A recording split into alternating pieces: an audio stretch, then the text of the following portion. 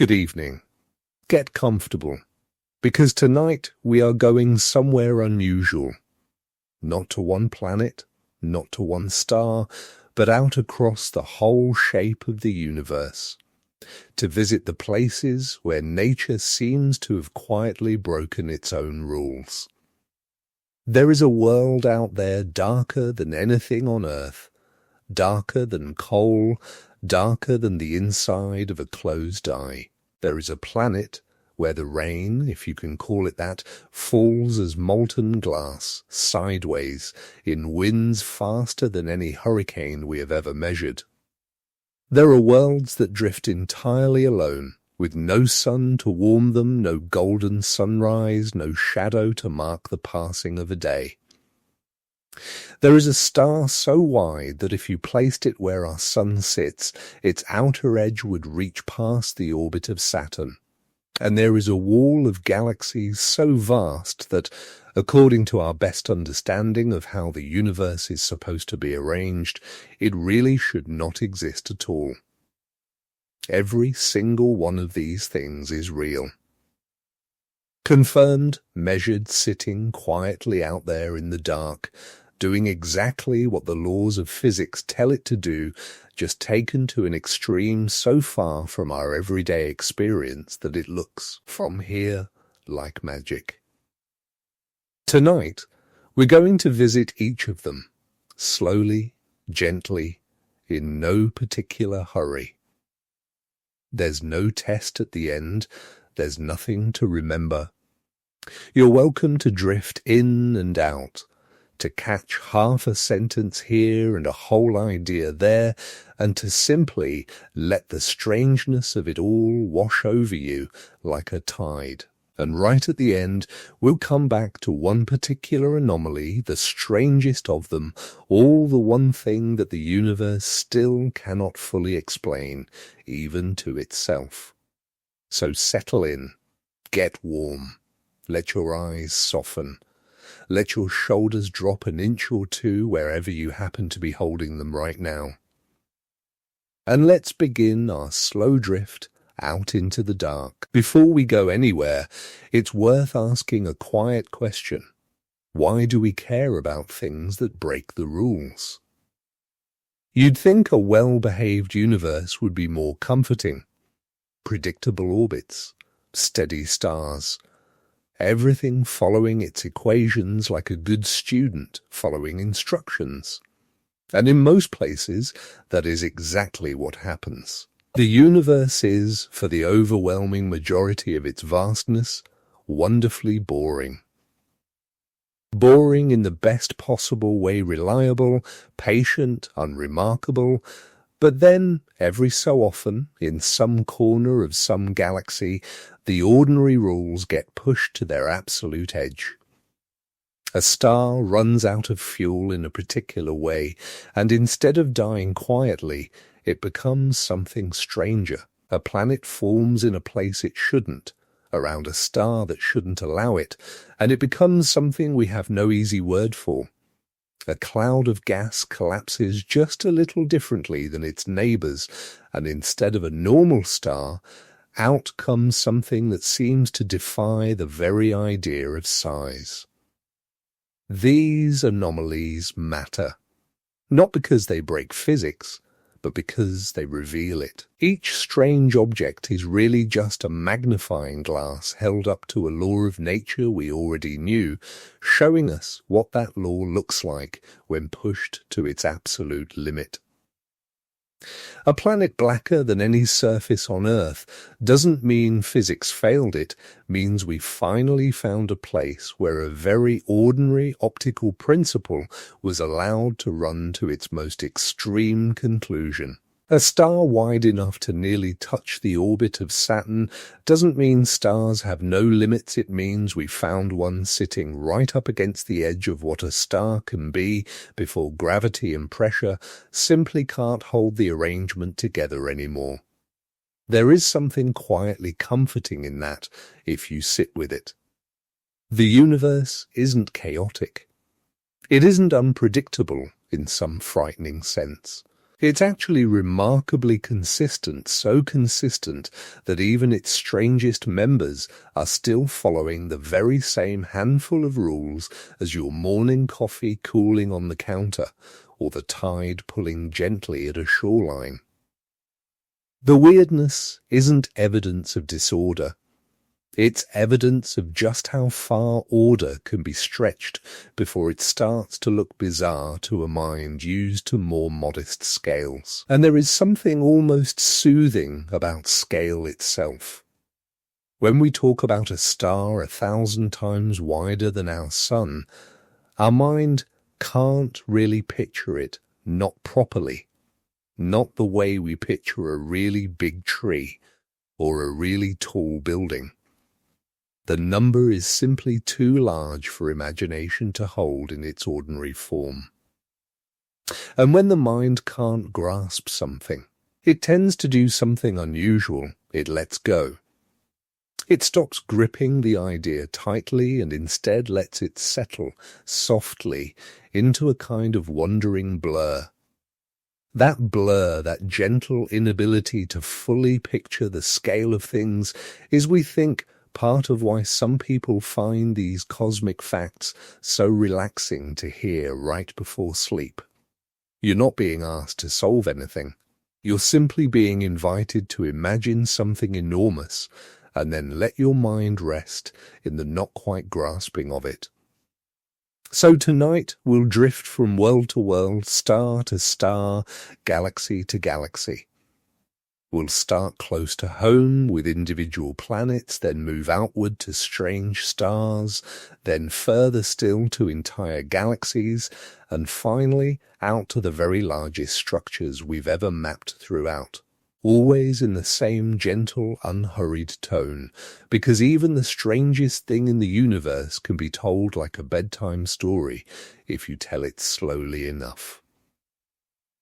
Let's begin with a planet that swallows light. Its name is WASP-12b, and it circles a star roughly 1,400 light-years from where you're lying right now. It's a gas giant, somewhat larger than Jupiter, and if you could somehow stand at a safe distance and shine a light on it, you would see almost nothing bounce back. This world reflects only about 1% of the light that falls on it. To put that in a gentler way, imagine the darkest asphalt road you've ever walked across on a summer night. And then imagine something darker still. Fresh coal reflects more light than this planet does. So does the inside of a freshly repainted matte black car. WASP-12v sits in a category almost entirely its own, one of the darkest objects we have ever measured anywhere in the universe. Why would a planet behave like this? The answer, it turns out, isn't about paint or color in any ordinary sense. It's about temperature and orbit, working together in a rather unfortunate way, from the planet's point of view. WASP-12b orbits its star at a truly reckless distance so close that a full year, one entire trip around its sun, takes only about 26 hours. Imagine celebrating your birthday every single day, sometimes twice. That closeness means the planet is scorched by starlight far more intensely than anything in our solar system ever experiences. Daytime temperatures on WASP-12b climb to roughly 2,600 degrees Celsius, hot enough to vaporize most metals we know, hot enough that the atoms in its atmosphere don't behave the way cooler atmospheres do. At those temperatures, clouds simply cannot form the way they do on a cooler gas giant like Jupiter. No reflective, bright cloud decks. No shimmering ammonia haze bouncing sunlight back into space. Instead, incoming light gets absorbed almost completely by the hot gas in the atmosphere. particularly certain forms of vaporized sodium, potassium, and other elements that, at these temperatures, are extremely good at soaking up light rather than reflecting it. Any light that isn't absorbed on the way in tends to get trapped, bounced around, and eventually absorbed anyway before it can escape back out toward an observer. So what you're left with is a planet that behaves less like a mirror and more like a very efficient sponge for starlight. It isn't that WASP-12b's is coloured black in the way we think of black paint. It's that the physics of extreme heat has stripped away every mechanism a planet would normally use to bounce light back toward us. The world isn't reflecting darkness. It's simply refusing to reflect much of anything at all. There's something almost gentle in that idea, if you let it settle. This isn't a planet doing anything sinister or mysterious. It's simply a very ordinary process heat suppressing cloud formation, hot gas absorbing light pushed to a temperature so extreme that the result looks, from a comfortable distance, like a hole cut out of the sky. The universe took a completely familiar rule, the rule that says hot gas tends to absorb rather than reflect certain wavelengths of light, and it simply applied that rule about as intensely as it is ever applied anywhere we've found. And WASP-12b's oddities don't end with its colour. Because it orbits so closely, the star's gravity is slowly, patiently pulling the planet apart. The world is shaped less like a sphere and more like an egg, stretched long by tidal forces, with material continuously streaming off its outer atmosphere and spiralling into the star it orbits. Astronomers estimate the planet is being consumed at a rate that will eventually, over the coming millions of years, mean the end of WASP-12b's altogether, swallowed slowly, like a marshmallow held a little too close to the fire. There's no drama in that ending, cosmically speaking. It's simply the quiet, patient math of gravity, playing out over a timescale far longer than any human concern. The planet will vanish, in its own time, into the star that made it what it is. And somewhere out there tonight, that slow process is still unfolding, in complete silence, exactly as it has been for a very long time already. There's a certain comfort, oddly enough, in an ending that slow. Nothing about WASP-12b's fate happens suddenly. No single night marks its destruction. It simply continues, orbit after orbit, losing a little more of itself each time for millions of years yet to come. In no particular hurry to reach its conclusion, rather like a candle burning down over the course of an entire evening. Its ending obvious and inevitable from the very first moment it was lit, and yet in no rush at all to arrive there. Let's drift now to a very different kind of extreme world one, where the weather itself becomes the anomaly.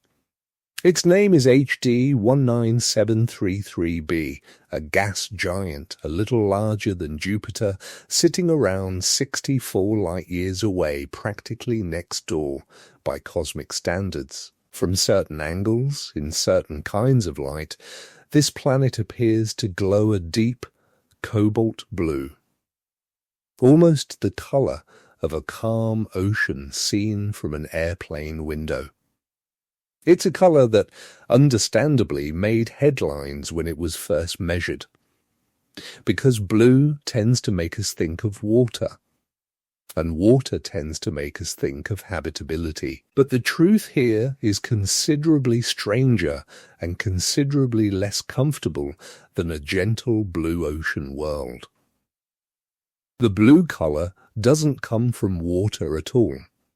It comes from silicate particles high in the planet's atmosphere, essentially, tiny particles of glass, suspended in the sky the way water droplets are suspended in a cloud on Earth. These particles scatter blue light particularly well, in much the same way our own sky appears blue because of how sunlight scatters off the molecules in our atmosphere.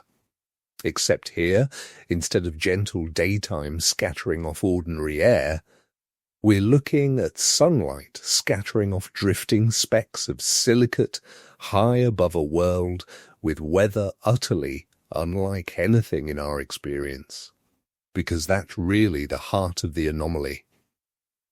HD 19733b is a place where those silicate particles are thought to condense and fall, not as rain in any comforting sense, but as glass, falling sideways, driven by winds that circle the planet at roughly 5,400 miles per hour, several times the speed of sound.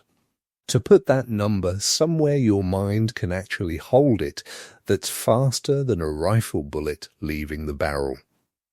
It's winds like that, blowing glass sideways across a world roasting at over 1,000 degrees Celsius, thanks to its tight scorching orbit around its star.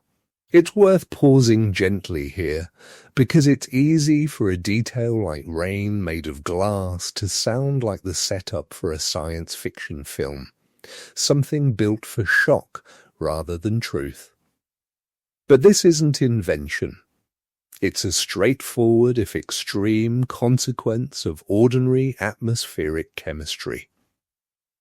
Silicate compounds, essentially. The same chemical family that makes up much of Earth's rock and sand behave differently depending on temperature and pressure. On a planet cool enough and calm enough, silicates simply stay as solid rock, the bones of continents and ocean floors. But raise the temperature high enough and place those materials under the right atmospheric pressure, and you get vapor. Then condensation.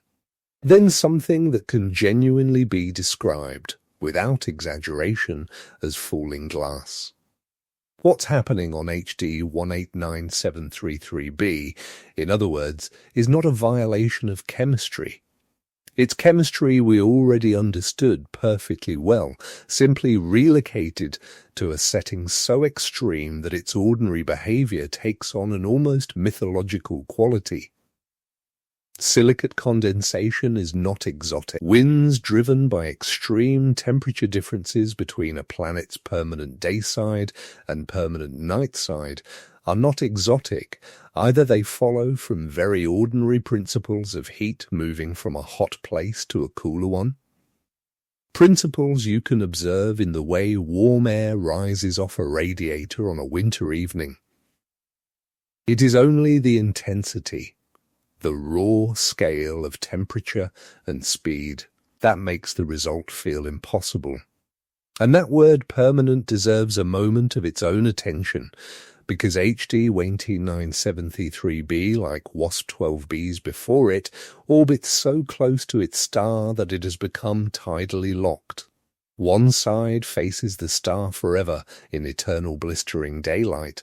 The other side faces away forever in permanent unbroken night. There is no dawn on this world. There is no dusk.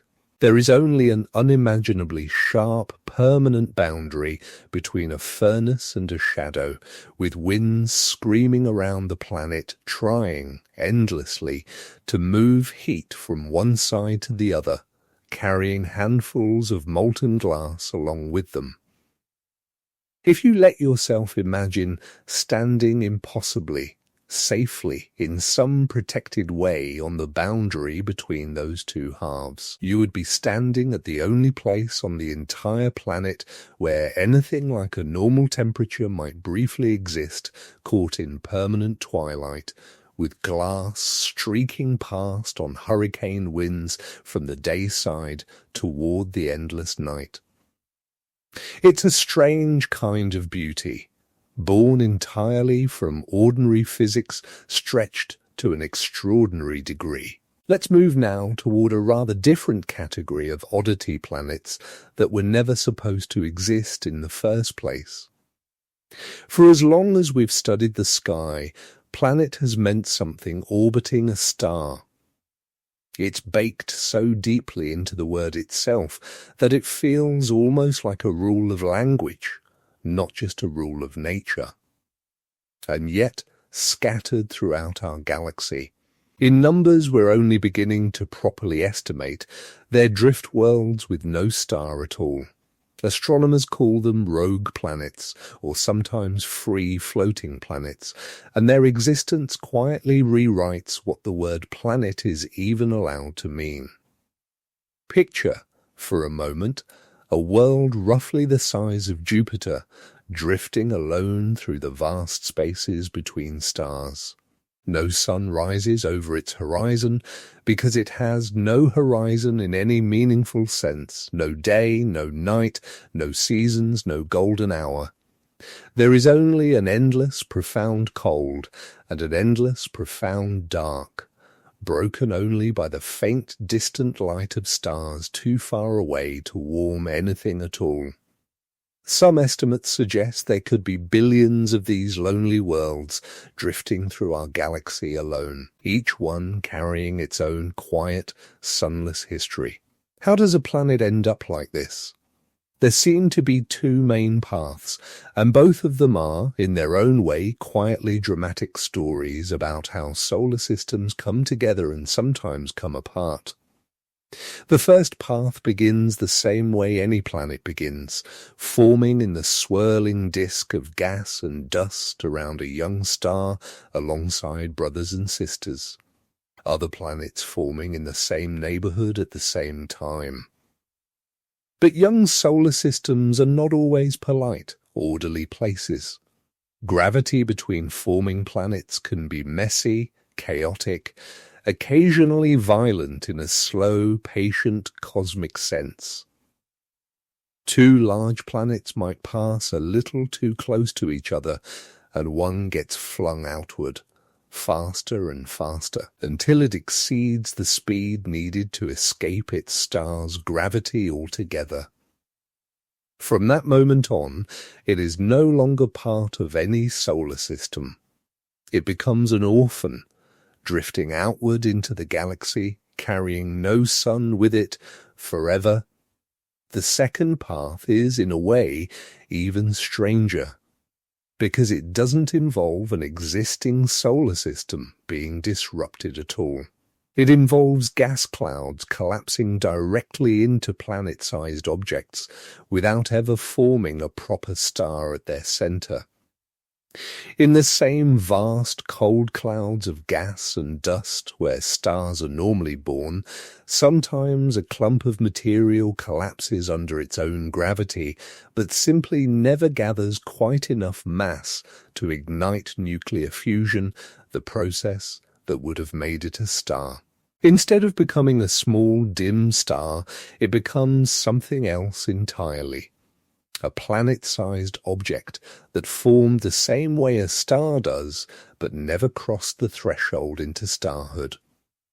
It was, in the gentlest possible sense, a star that didn't quite make it, and so it becomes a planet instead, born already alone, with no star to call its own from the very first moment of its existence. Finding these worlds is remarkably difficult, for reasons that make sense the moment you think about it.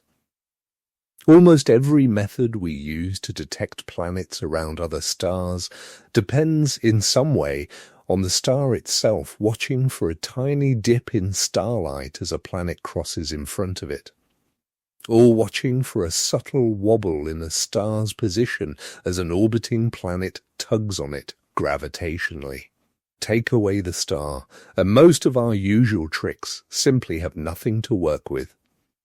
Rogue planets have to be found through much subtler means, sometimes through a phenomenon called gravitational microlensing, where a rogue planet passing in front of a distant background star briefly bends and magnifies that star's light. for a matter of hours or days, before the alignment passes and the effect vanishes, perhaps never to be observed again from Earth. It's a strange way to discover something not by seeing it directly, but by watching the universe briefly ripple around its hidden mass, the way you might infer the presence of a rock beneath a lake's surface only by watching the water bend gently around some obstruction you cannot see. And here's a detail worth sitting with quietly for a moment. Some of these rogue planets, particularly the larger ones, are thought to retain their own internal heat for a very long time after formation enough, in some cases, that a rogue planet might have its own faint internal glow, its own slow leftover warmth from the violence of its formation, and perhaps even, in some theorized cases, enough residual heat and pressure to maintain a liquid ocean beneath a thick shell of ice, warmed not by any sun but by the planet's own slow internal decay, insulated by ice from the killing cold of open space above. If that's true anywhere out there, it means the total absence of a sun does not necessarily mean the total absence of liquid water. Or perhaps, one day, even something more. A world with no sky worth looking at, no reason to have eyes at all, and yet possibly, deep beneath its frozen shell, in perfect darkness, something quietly persisting anyway. It's the kind of idea that asks nothing of you except to imagine it slowly, and let it sit there, unresolved, the way any good mystery is allowed to remain unresolved right before sleep. Some researchers have gone even further, gently speculating that certain especially large rogue planets, ones that formed almost like small failed stars, might retain enough leftover heat from their formation to stay geologically active for billions of years, their interiors still slowly churning, long after any nearby star's warmth stopped mattering at all. If you imagine one such world drifting silently past our own solar system right now, at some safe and enormous distance, entirely invisible to the naked eye, entirely indifferent to us, it becomes a strange sort of companion for a moment, not a threat, not a target for anyone's telescope tonight, simply another quiet traveler, moving through the same galaxy as all of us, carrying its own small, private warmth through a darkness that never ends for it, in any direction. Let's continue drifting now toward the stars themselves, because it turns out that stars have anomalies every bit as strange as the planets that orbit them. Before we do, let's pause on one more planetary oddity, because it belongs in this same gentle chapter of Impossible Worlds. A planet named Kepler 70b, sometimes nicknamed a charcoal planet, a small rocky world that orbits so close to its dying star that a full year there takes less than half an Earth day. Its surface temperature is estimated to be somewhere around 7,000 degrees Celsius hotter, in fact, than the surface of many stars. This is a planet that appears to have survived, or perhaps been reborn from, its star's violent expansion into a red giant, a phase most planets do not survive at all. Kepler 70b seems to be the scorched, reduced remnant of what may once have been a much larger world, stripped down layer by its star's outer atmosphere, until only this small, blistering core remained, orbiting absurdly close to a star that, by most reasonable expectations, should have destroyed it entirely. It's a planet that, in a sense, should not still be there. And yet there it sits, a tiny ember of a former world, quietly orbiting a star that already tried once to consume it. Now let's talk about scale, because nothing recalibrates a mind quite like trying, and gently failing, to picture the size of certain stars. Our own sun feels enormous to us, and in every practical human sense, it is. It could fit roughly 1,000,000 Earths inside its volume.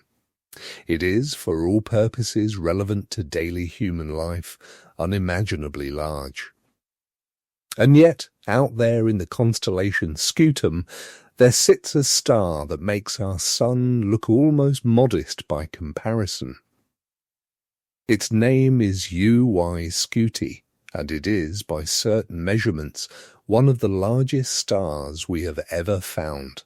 Its radius is estimated at somewhere around 1,700 times that of our Sun.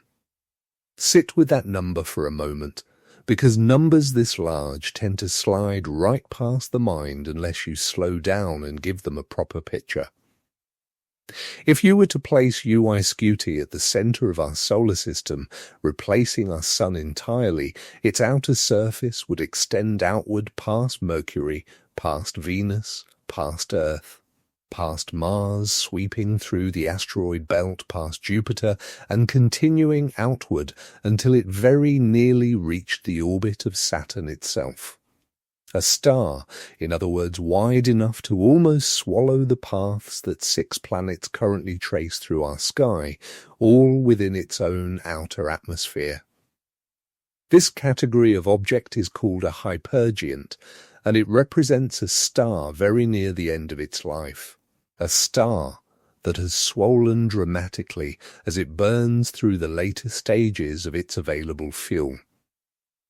Stars like our Sun spend most of their lives fusing hydrogen into helium in a slow, steady, remarkably stable process, held in a delicate balance between the outward pressure of fusion pushing to expand the star and the inward pull of gravity trying to collapse it. For billions of years, in an ordinary star, this balance holds beautifully, like two people leaning against each other at exactly the right angle, holding each other up.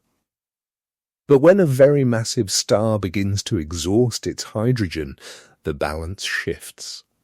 The core contracts, heats further, and begins fusing heavier elements, while the outer layers of the star, no longer held in tight balance, begin to expand dramatically outward. The star doesn't get more massive in this process, it simply gets vastly, almost incomprehensibly, larger in volume, its outer layers becoming thinner and thinner, spread across a truly enormous distance, like a small amount of dough stretched impossibly thin across a huge tray. This is, in a strange way, an anomaly built from something quite gentle, a star simply changing shape as it ages, the same way anything changes shape as its internal balance shifts over time. There's nothing violent happening at the moment we observe it, no explosion, no catastrophe. Just an extraordinarily large, extraordinarily thin outer atmosphere drifting gently around a much smaller, much denser core in the later chapters of a very long stellar life. And there's something quietly moving about the fact that we can measure this at all. UY Scuti sits roughly 9,500 light-years away so far that the light reaching our telescopes tonight left that star nearly 10,000 years ago, long before written history, long before the pyramids, long before agriculture had even spread across most of the world. We are looking, always, at the ancient past of anything we observe in the night sky, and UY Scuti is simply a particularly dramatic example of just how ancient that past can be. Stars like this don't stay this large forever. Of course, Eventually, hypergiants like UY Scuti are expected to end their lives in a supernova, one of the most energetic events the universe produces, briefly outshining an entire galaxy before fading, leaving behind either a dense neutron star or, in the most massive cases, a black hole. But that ending, whenever it eventually arrives, hasn't happened yet, as far as we can observe. For now, UY Scuti simply drifts along in its enormous, thin, aging outer layers, a monument to how far the ordinary rules of stellar physics can stretch before something finally has to give. Let's move now to a very different stellar anomaly, one defined not by size, but by an almost eerie, deliberate, seeming pattern of dimming. Its formal name is KIC 8462852, though most people simply call it Tabby's star, named after the astronomer Tabita Boyajian, who led the study that first brought its strange behavior to wide attention. For a while, this star became one of the most talked about objects in modern astronomy, not because of its size or its temperature or its composition, but because of the way its light behaved dimming, unpredictably, by amounts far larger than anything a normal planet passing in front of it could explain. Most planet-hunting missions detect worlds by watching for a small regular dip in a star's brightness as a planet crosses or transits in front of it from our point of view. These dips are usually tiny. Even a planet the size of Jupiter typically blocks only around 1% of a star's light. Tabby's star, however, showed dips of up to 20%, sometimes more, at irregular intervals, with no clean, repeating pattern the way a normal orbiting planet would produce. Something, or some collection of somethings, was passing in front of this star, blocking an enormous amount of its light, in a way that simply didn't match anything we'd seen before. Understandably, given how starved the public imagination usually is for a genuine cosmic mystery, this quickly attracted attention well beyond the scientific community. Speculation, for a while, even included the idea of an enormous artificial structure built by some advanced civilization, something like a partial Dyson swarm. A hypothetical construction designed to capture a star's energy, which would, if real, produce exactly this kind of irregular heavy dimming as its structures pass between us and the star. It's worth pausing gently here to say that idea, while wonderfully imaginative, was never the leading scientific explanation, even at the height of the speculation. Extraordinary claims of that kind require extraordinary evidence, and careful, patient study over the following years gradually pointed toward a far more ordinary, though still fascinating, explanation, the most likely cause. According to the majority of researchers who studied Tabby's star closely, is an enormous, irregular cloud of dust. Possibly the remnants of a shattered comet, or a family of comets, or debris from some collision orbiting the star in an uneven, clumpy pattern, occasionally passing in front of it and blocking varying, unpredictable amounts of light depending on how much material happens to be in the way at any given moment. There's something quietly satisfying about that resolution, even though it's less dramatic than an alien megastructure. It reminds us that mystery in astronomy is very often simply distance and time working together to obscure a completely ordinary process. Comet dust is not exotic. Uneven orbits are not exotic. What made Tabby's star anomalous wasn't some new law of physics. It was simply an unusually messy, unusually large cloud of ordinary debris arranged in a pattern irregular enough to look, from thousands of light years away, deeply strange. And yet, even now, a small amount of genuine scientific curiosity remains about the finer details of exactly how such a large, irregular dust structure came to exist around this particular star, in this particular arrangement.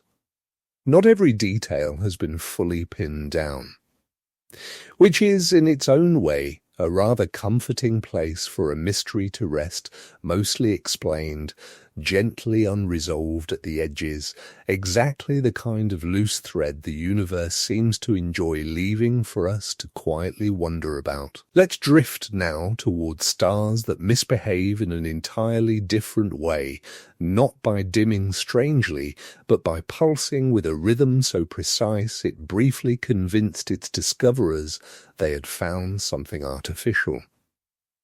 In 1967, a young graduate student named Jocelyn Bell was combing through reams of data from a radio telescope, searching for signals from distant cosmic sources, when she noticed something odd, a regular rhythmic pulse of radio waves arriving with astonishing precision again and again, every 1.3 seconds, like a heartbeat that simply refused to skip a single beat.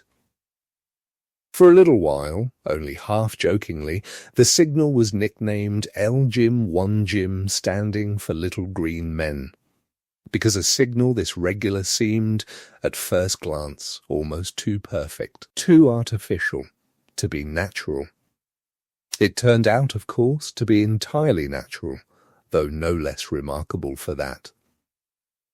What Bell had discovered was the first confirmed pulsar, a rapidly spinning neutron star, left behind after a massive star's core collapsed at the end of its life, emitting a narrow, focused beam of radio waves from its magnetic poles, sweeping around and around as the star spins, the way a lighthouse beam sweeps across the sea. Each time that beam happens to point toward Earth, our instruments catch a brief pulse of radio energy. Because the star's spin is so extraordinarily stable, the pulses arrive with a regularity that rivals some of our best atomic clocks. And the scale involved here deserves a slow, careful pause, because it may be one of the strangest facts in this entire journey. A neutron star, the collapsed remnant left behind after a massive star's supernova, typically has a diameter of only around 20 kilometers smaller than most cities, and yet it contains roughly the mass of 1.5 times our entire sun, compressed into that smaller space. A single sugar cube-sized piece of neutron star material would weigh, on Earth, somewhere in the range of 1 billion tons. It is difficult to even call this dense in any ordinary sense of the word, because ordinary words for density were never built to describe something like this.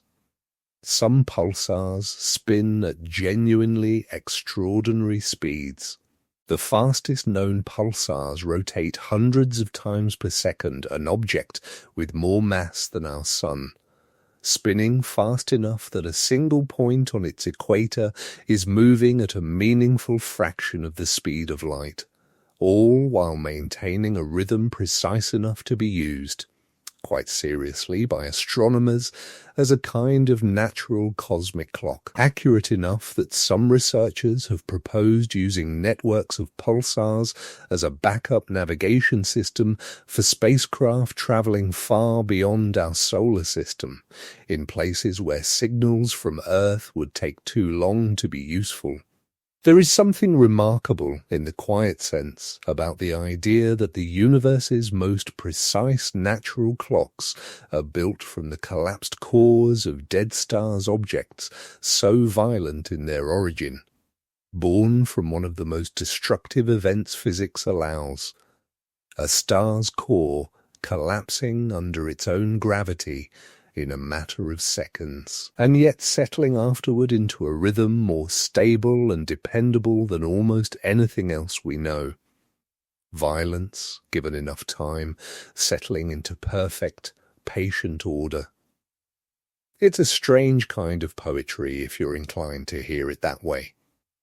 And pulsars carry one more anomaly worth mentioning gently before we move on. In 1992, astronomers discovered something orbiting one particular pulsar, SAR B1257+12. That turned out to be the very first confirmed planets ever found outside our solar system, not around an ordinary living star. As most people probably would have guessed the first exoplanets would be found, but around the collapsed corpse of a star that had already died in a supernova. These worlds, presumably, would have been either destroyed or newly formed from debris left over after that explosion, orbiting the tiny, impossibly dense remnant of their former sun. It's a strange, quiet fact that our first confirmed glimpse of planets beyond our own solar system came not from a peaceful, sunlit system like ours, but from the aftermath of stellar death itself. Let's continue our drift now outward past individual stars entirely, toward galaxies, because it turns out that entire galaxies can misbehave in ways every bit as strange as any single star or planet we've visited so far.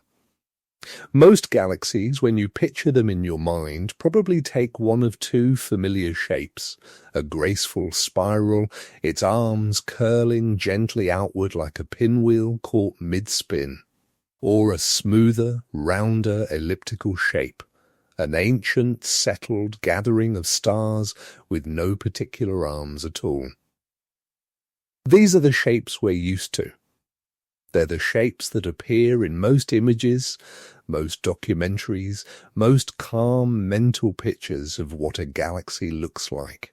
But roughly 400 million light-years away, there drifts a galaxy that looks like almost nothing else we've catalogued, one nicknamed, quite literally, the Tadpole Galaxy. And the name fits with an almost uncomfortable precision. This galaxy has a bright, compact main body, not unlike an ordinary disk galaxy, but trailing behind it stretches an enormous curving tail of stars. Nearly 300,000 light-years long a tail, so extended that it dwarfs the diameter of our own Milky Way several times over, streaming out behind the galaxy's core like a long, glittering ribbon of starlight. This tail didn't form gently, the way a spiral galaxy's arms slowly wind themselves into shape over billions of peaceful years. It formed through violence, or at least violence on the patient, slow-motion timescale that galaxies operate on, where sudden can still mean tens of millions of years.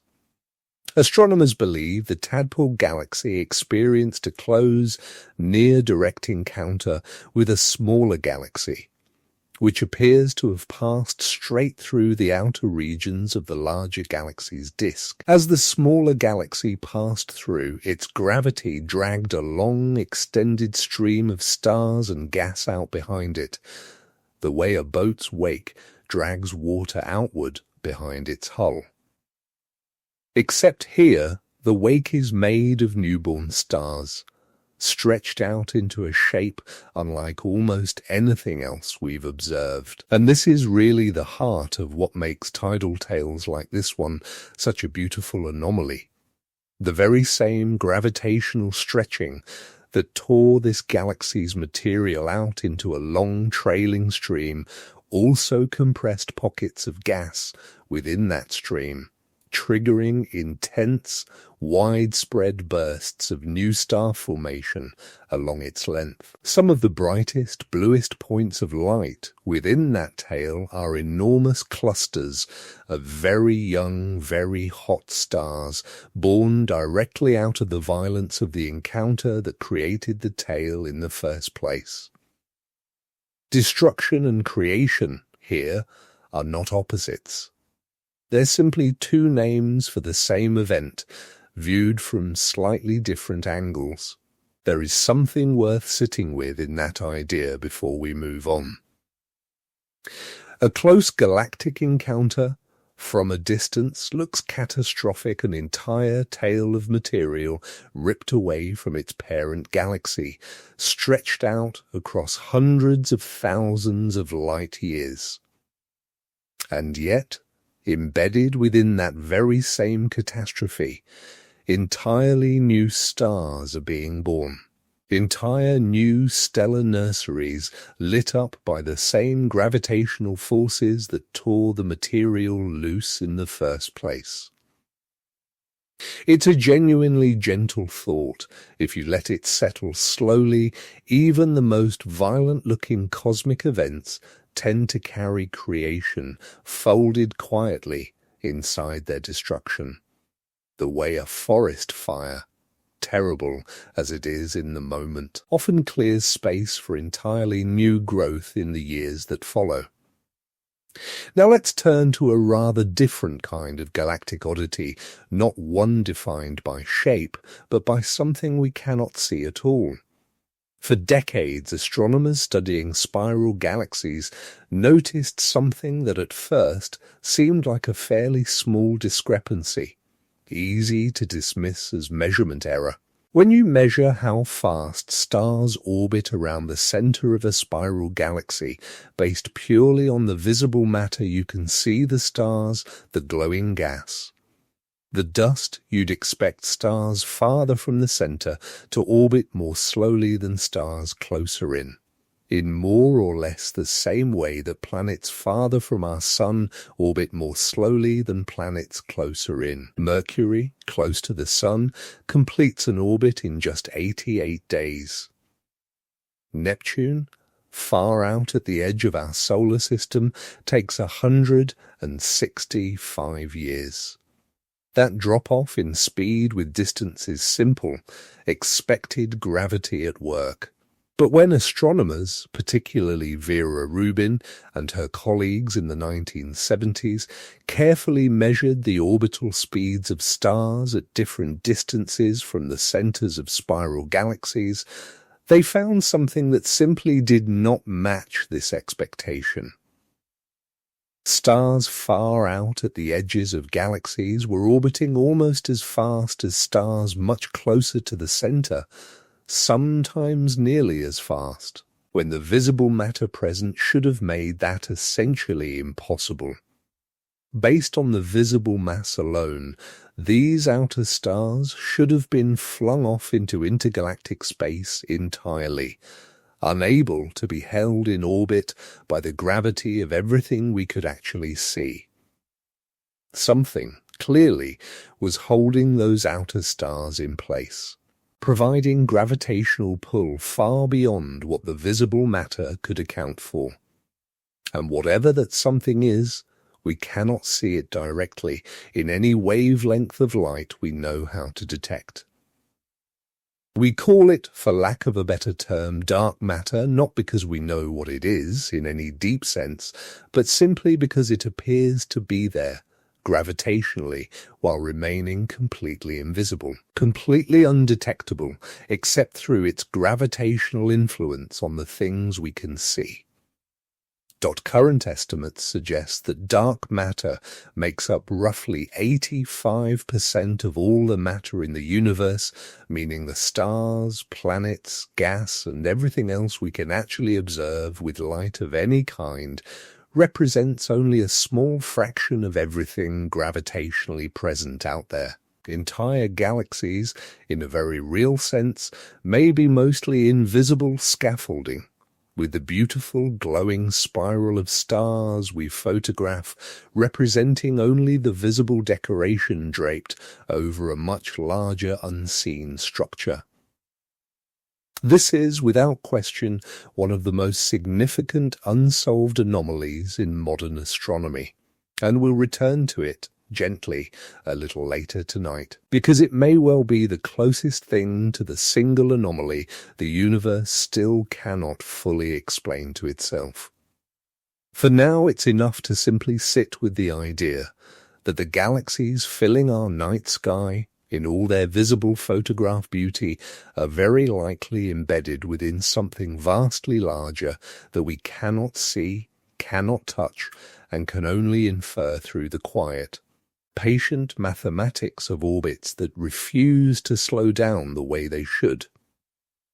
Let's drift onward now to galaxies that seem to have vanished the ordinary way of showing themselves entirely, the so-called dark galaxies. In certain deep surveys of the sky, astronomers have detected clouds of hydrogen gas sitting in space with all the right conditions. Mass and gravitational behavior of a galaxy, except with no visible stars at all. No glowing points of starlight, no shape you could photograph in ordinary visible light. Just a vast, quiet cloud of gas, behaving gravitationally as though it were a galaxy, without ever having formed the stars that would normally mark a galaxy's presence to our eyes. One particularly well-known example carries the somewhat plain designation VI-GO I-21, found within the Virgo cluster of galaxies. It appears to contain roughly the same amount of hydrogen gas as a small galaxy, arranged in a rotational pattern that suggests real gravitational structure, real mass, holding together the way a genuine galaxy would, and yet, as far as we can tell, it has never ignited into visible starlight. Some researchers have proposed that objects like this may be galaxies that, for reasons still not entirely settled, simply never cross the threshold needed to trigger widespread star formation, perhaps due to an unusually low density of gas at any single point, never quite dense enough in any one location to collapse into the birth of a star. Other researchers have proposed that some of these dark gas clouds might instead be tidal debris, gas pulled loose from a galactic collision, much like the encounter that created the tadpole galaxy's long tail, simply without the particular density needed, in this case, to spark new star formation the way it did there. Either explanation is, again, built from entirely ordinary physics gas. Gravity, the threshold density needed for star formation to begin. What makes objects like Virgo 21 feel anomalous isn't that they defy any law we know. It's that they represent an outcome so quiet, so understated, that it almost hides in plain sight, a galaxy's worth of material gathered by gravity into a genuine structure, simply never quite getting around to lighting itself up. There's a particular kind of stillness in that image, if you let it settle. Somewhere out there tonight, there may be entire galaxy-sized clouds of gas drifting in perfect gravitational order, containing every ingredient necessary for billions of stars, and yet remaining completely dark, completely silent, forever, or at least for a very long time, yet patient, unlit, waiting for a spark of density that may simply never quite arrive. Before we drift out to those largest of all structures, let's rest for a moment on one more single galaxy, because its shape alone makes it worth a slow, careful look. It's called Hoag's object, named after the astronomer Arthur Hoag, who first identified it in 1950, and at first glance it hardly looks like a galaxy at all. It looks, instead, almost like a target or perhaps a smooth golden ring drawn carefully around a small glowing center with a wide, dark gap of apparently empty space separating the two. A tight, bright ball of older, yellowish stars sits at the middle, and around it, at a considerable distance, circles a nearly perfect ring of much younger, bluer stars, with almost nothing visible in between the two structures at all. Most galaxies, even unusual ones, tend to show some blending between their inner and outer regions, some gradual transition, some scattering of stars bridging one part of the galaxy to another. Hogue's object shows almost none of that. The separation between its glowing core and its outer ring is so clean, so nearly geometric, that it looks less like something shaped gradually by billions of years of gravity, and more like something deliberately, carefully assembled. Of course, nothing about it was deliberately assembled at all.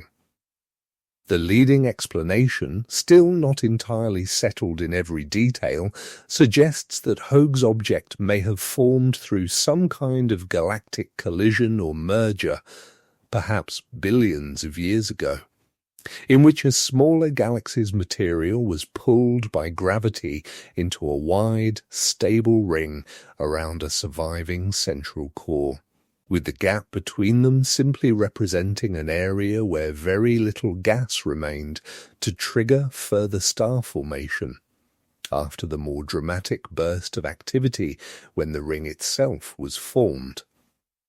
It's a story built from entirely familiar ingredients: galactic collisions, gravity, star formation from gas clouds, the same ingredients we discussed earlier with the tadpole galaxy's long trailing tail, arranged here into a shape so unusually clean and symmetrical that it looks, at first glance, almost too tidy to be a natural outcome of anything.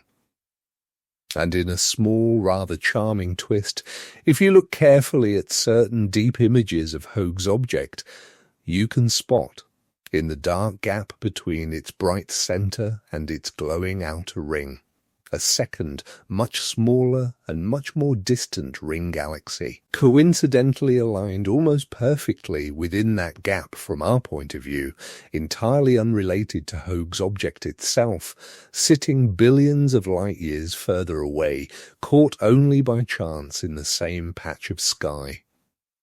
A ring within a ring, one real and nearby, one a distant coincidence, both equally content to simply sit there, glowing softly, waiting for anyone patient enough to look closely. Now, let's continue our drift outward once more, past individual galaxies entirely, toward the truly vast structures that stretch across the largest scales we have ever mapped. For a long time, cosmologists worked with a comforting assumption, sometimes called the cosmological principle, that if you look at a large enough portion of the universe, it should appear roughly the same, everywhere roughly uniform, roughly smooth, without enormous structures too much larger than a reasonable expectation would allow. Galaxies would cluster together here and there, sure, pulled together by gravity into groups and clusters, but nothing on a scale so large that it would challenge our basic picture of how matter should be spread out across the cosmos. Then, in the 1980s and more thoroughly in the years that followed, astronomers mapping the positions of galaxies across large stretches of sky began to notice something that quietly troubled this comfortable assumption. Rather than being spread out in a roughly even, patternless way, galaxies appeared to be arranged along enormous, thread-like structures, vast filaments and walls of galaxies, with huge, mostly empty voids in between, like the structure of a sponge, or perhaps more evocatively, like a spider's web stretched out across unimaginable distances, with clusters of galaxies gathered at the intersections of the strands and comparatively empty space filling the gaps between them. One particular structure, discovered gradually through several major galaxy surveys and eventually confirmed with striking clarity, has become known as the Hercules Corona Borealis Great Wall, a truly staggering arrangement of galaxy clusters and superclusters, estimated to stretch across something in the range of 10 billion light-years. 10 billion light-years is not a small fraction of the observable universe. It represents a meaningful percentage of the entire radius of everything we can observe in any direction from Earth. A single structure, in other words large enough that it occupies a substantial portion of the entire visible cosmos. And here is where the anomaly becomes genuinely difficult to fully explain rather than merely surprising. Our best current understanding of how the universe grew from its early, extremely smooth state as measured with remarkable precision in the faint afterglow of the Big Bang, called the cosmic microwave background, places a rough upper limit on how large any single gravitationally coherent structure should be able to grow, given the age of the universe and the speed at which gravity can pull matter together across such vast distances. This limit is sometimes called the end of greatness, a name given somewhat playfully by cosmologists, describing the expectation that beyond a certain scale, roughly a few 100 million light-years, matter in the universe really should start looking essentially uniform, without any single connected structure large enough to meaningfully stand out. The Hercules Corona Borealis Great Wall appears to violate that expectation by an enormous margin, not by a modest, arguable amount, but by a factor of many times the size that current models suggest ought to be the practical ceiling for any single structure. It's a bit like calculating, quite carefully and with excellent tools, that no tree on Earth should reasonably grow taller than perhaps a few 100 feet, and then walking, quite by accident, into a forest containing a single tree several miles high, not fictional, not exaggerated for effect, simply standing there, patiently defying the careful calculation in plain sight. Now, it's worth being gentle and precise here, because defying our models doesn't mean breaking the laws of physics in any dramatic sense. Nothing about the Great Wall suggests gravity works differently there, or that matter behaves in some exotic new way within its boundaries. What it suggests, most likely, is that our current models of exactly how structure formed and grew in the early universe are incomplete in some subtle but important way, perhaps underestimating certain early fluctuations in the density of matter just after the Big Bang.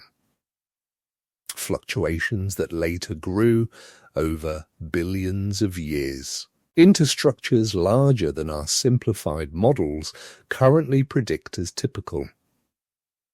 Some researchers have proposed that the Great Wall might not be one single gravitationally bound structure in the strictest sense, but rather an alignment, a chance arrangement of many separate clusters that happen, from our vantage point, to appear connected along our line of sight, without necessarily being one truly unified object pulled together by a single gravitational history. This possibility doesn't fully resolve the anomaly, but it does soften it somewhat, reminding us that apparent structure viewed from a single point in space can sometimes be partly a matter of perspective, the way a scattering of stars might appear from one particular angle. To trace the outline of a familiar shape in the sky purely by coincidence of alignment, without any deeper structural connection at all. Either way, the honest, careful answer today is that the full explanation for exactly how and whether a structure this size could have formed within the age of our universe remains genuinely unresolved. It sits quietly as one of the larger open questions in modern cosmology, not a crisis, not evidence that everything we know is wrong, but a loose thread, patiently waiting for either better data, a more refined model, or perhaps a subtly different understanding of the universe's very early moments, before any of this structure had begun to form at all. There is something rather lovely, if you allow yourself to feel it, in the fact that something this enormous larger in its own way than almost anything else we could ever hope to comprehend remains, even now, only partially understood. The universe, it seems, is not only strange in its smallest details, the flickering behavior of atoms and particles, but strange in its largest ones too, all the way out at the very edge of what our instruments and our mathematics can currently reach. Let's pause here, gently, and drift toward one more category of anomaly before we come to tonight's central question one final class of object, sitting at the extreme edge of density itself. We touched briefly earlier on neutron stars, those collapsed stellar remnants so dense that a single sugar cube of their material would weigh roughly 1 billion tons. But there is a further step beyond even that, a place where density stops being merely extraordinary and becomes, in a sense, complete. The black hole. A black hole forms when an extremely massive star exhausts its fuel and collapses under its own gravity so completely that no known force can stop the collapse. Where a slightly less massive star might settle into the extreme but finite density of a neutron star, a sufficiently massive star's core simply keeps collapsing, past every threshold, past every known state of matter, until all of its mass is concentrated into a point so small and so dense that our current equations essentially stop being able to describe what's happening there at all. Physicists call this point a singularity, and it's less a description of what's actually happening physically, and more an honest admission that our mathematics reaches its limit before reality does. Around that point forms what's called an event horizon, a boundary in space beyond which gravity becomes so strong that nothing, not light, not radio waves, not any form of information we know how to detect, can escape back outward. It isn't a physical surface, the way a planet has a surface you could stand on. It's simply the boundary past which the escape velocity, the speed something would need to reach in order to break free of the object's gravity, exceeds the speed of light itself. And since nothing, as far as we understand physics, can travel faster than light, nothing that crosses that boundary can ever come back out. This is, itself, already a remarkable anomaly, an object so dense that it essentially removes a region of space from communication with the rest of the universe entirely. But within the category of black holes, there sits a further, quieter mystery, one that receives far less popular attention than the dramatic image of a black hole itself.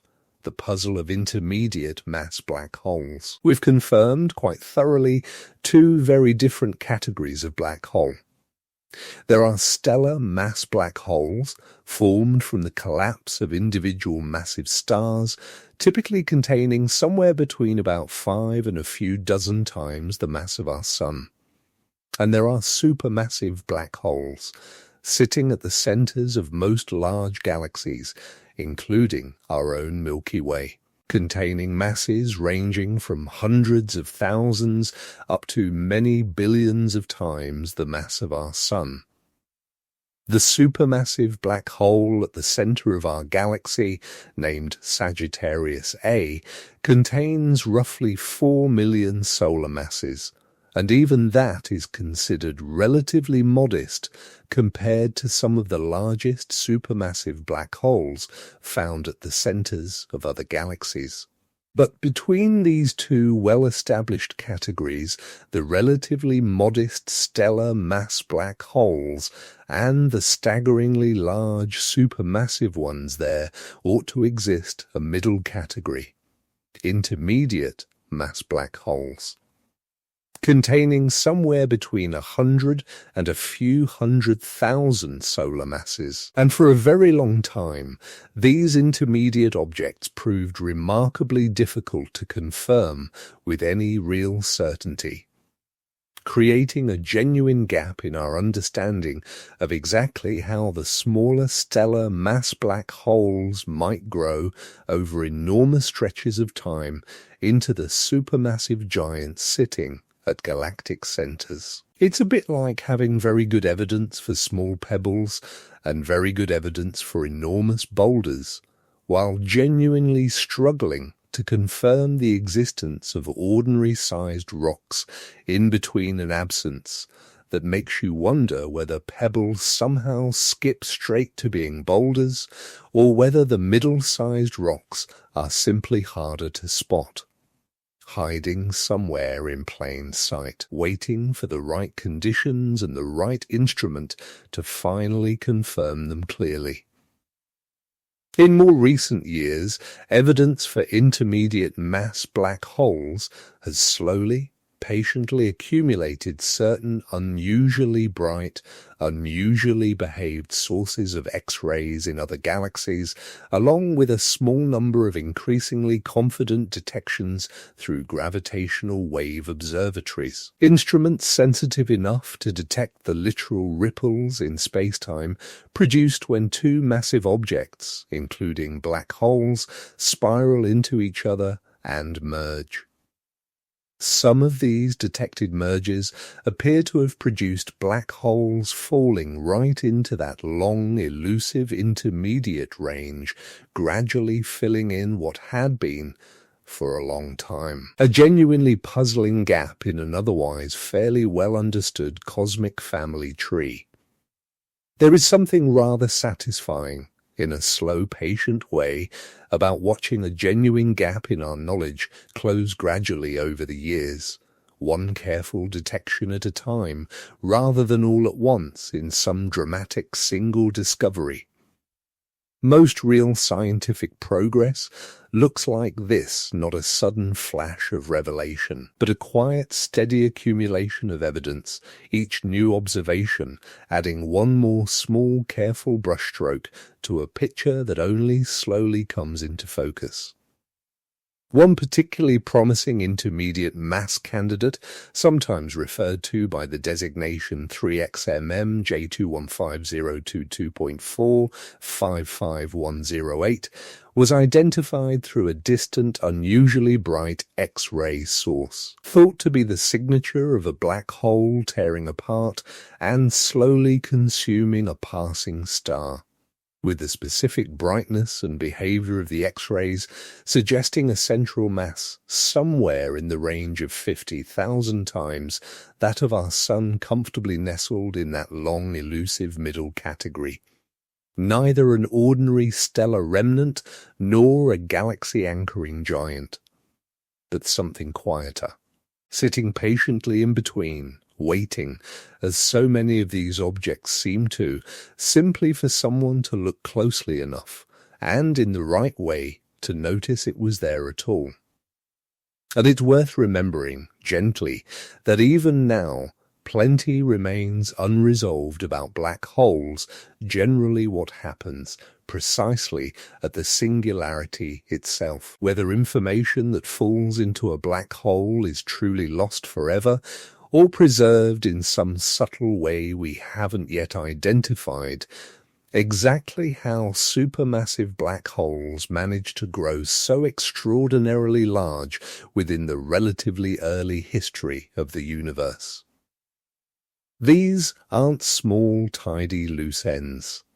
They sit at the genuine frontier of modern physics, in the uncomfortable, fascinating space where general relativity, our best theory of gravity, and quantum mechanics, our best theory of the very small, don't yet fit together cleanly.